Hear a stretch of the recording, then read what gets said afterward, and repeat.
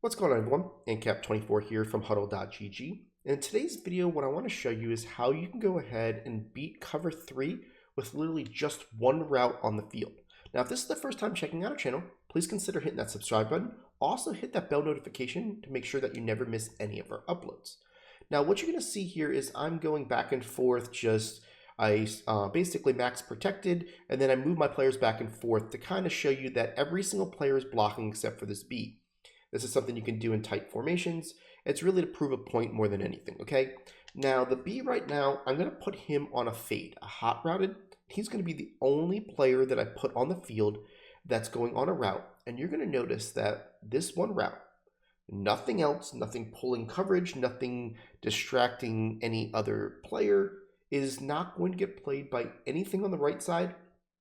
And the free safety is the only one that has the ability to come over. And now, some formations, the safety is going to be aligned a little bit depending on where, they have auto flip ball and all that stuff. But just want to make sure that you see this B route is going to go up the field, and you're going to see that nobody's going to cover him. We're going to be able to throw it to him and get ourselves a nice, easy one-play score opportunity.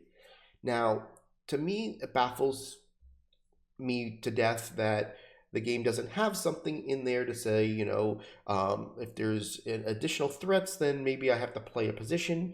They literally will not play this player unless it's the middle safety when it comes to cover 3. Now, I'm going to show you, okay, that was off coverage. What if it wasn't off coverage, right? What if it's just press? And I want to show you something, okay? I'm going to do the same thing, bear with me. And what you're going to see is a couple different things where these guys are going to play a little bit of a yo-yo back and forth. See how the players go to the right. Now they're going to go back to the left when it comes to the cornerbacks. And then we'll do the same thing with Scantling. If I was to leave this like this, right, and just go ahead and do it, I've got them misaligned. I'm going to be able to do the same thing pretty easily, right? The guy goes up the field. He's not going to play him the whole way. You throw this ball over here, and you get yourself an easy one-play score, right? So it works against pressed, right? I'm going to go ahead and do press again. And what I'm going to do here is do the same thing. This time I'm going to leave them pressed. Now, this is going to work 100% of the time when they have their coaching adjustments set to where they have their curl flats in an altered position, not default, right? If they have them default, then this will work about 50% of the time, because sometimes the B receiver will end up just kind of getting altered on his route and he goes towards the middle of the field. But when they're in any type of coaching adjustments, let's just see if Scantling will stop playing around here. All right, let's try it again. So let's go like here. Let's hike the ball. Come on, Scantling. Let's see. What is he doing? All right. I just want to make sure that he is stopped. Okay, now watch the B. You're going to see how he's going to get up the field, and you're still going to be able to throw that ball for the one-play score opportunity, right? So doesn't matter if they're off press, doesn't matter if they're pressed, doesn't matter if they are playing coverage assignments where the coaching adjustments are deep, or if they press, you still have an opportunity, it's just a little bit less of an opportunity. This one route can beat all that. So now let's jump into another formation just to kind of show you how this can kind of be something that you can game plan with and, basically kind of do it. So I'm in the Bucks playbook, so I'm just going to do gun halfback strong and basically go ahead and just pick any play. It doesn't matter, right? I'll pick Z spot, okay? Now, I want to make sure that you understand that this is something like I was mentioning I'm not a fan of. It's something that obviously needs to be fixed because, they're not recognizing it. But when you have other routes on the field, you obviously don't even recognize that that's happening, right?